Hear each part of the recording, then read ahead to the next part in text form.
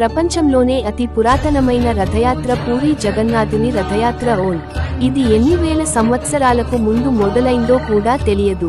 అందుకే బ్రహ్మపురాణం, పద్మపురాణం, స్కందపురాణం లాంటి పురాణాలలో సైతం ఈ రథయాత్ర గురించి కనిపిస్తుంది. ప్రపంచంలో ఏ గుడిలో అయినా ఉత్సవ విగ్రహాలను మాత్రమే ఊరేగింపుకి వాడతారు. కానీ పూరీలో అలా కాదు. సాక్షాత్తు గర్భగుడిలో ఉండే దేవుళ్లే గుడి బయటకు వస్తారు. ఆ సమయంలో వాళ్ళని ఏ మతం వాళ్లైనా చూడవచ్చు. ఈ జగన్నాథుని రథయాత్ర కోసం ప్రతిసారి కొత్త రథాలను తయారు చేస్తారు. వీటి తయారీని అక్షయ తృతీయ రోజున మొదలు పెడతారు. జగన్నాథుడి కోసం చేసే రథాన్ని గరుడధ్వజం అని, బలభద్రుని కోసం తయారు చేసే రథాన్ని తాళధ్వజం అని, సుభద్ర కోసం తయారు చేసే రథాన్ని దేవదాలన అని పిలుస్తారు. ఈ రథాలని తయారు చేసేందుకు కొన్ని లెక్కలు ఉంటాయి. ఏ రథం ఎన్ని అడుగులు ఉండాలి, దానికి ఎన్ని చక్రాలు ఉండాలి, ఆ చక్రాలు ఎంత ఎత్తు ఉండాలి లాంటి లెక్కల్ని తూచా తప్పకుండా పాటించాలి.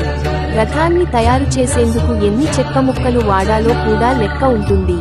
ఈ లోకంలో ఎంతో మంది రాజులు ఉండవచ్చు, కానీ పూరీకి నాయకుడు మాత్రం జగన్నాథుడే.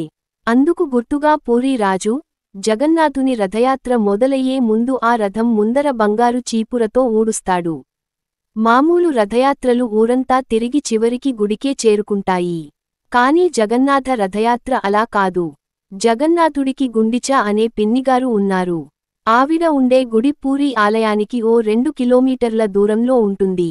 జగన్నాథుడు ఓ 9 రోజుల పాటు ఆ ఆలయంలో ఉంటాడు. తిరిగి ఆషాఢమాసంలోని 10వ రోజున పూరీ గుడికి చేరుకుంటాడు.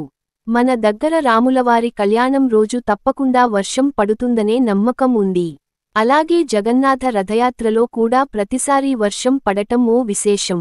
జగన్నాథుడికి తన గుడిని వదిలి వెళ్లడం ఇష్టం ఉండదేమో. అందుకే ఎవరు ఎంత ప్రయత్నించినా కూడా రథం కదలదు. కొన్ని గంటలపాటు కొన్ని వేలమంది కలిసి లాగితే కానీ రథం కదలడం మొదలవ్వదు. జగన్నాథుడు గుండిచ ఆలయం నుంచి తిరిగి వచ్చే యాత్రని బహుద యాత్ర అంటారు.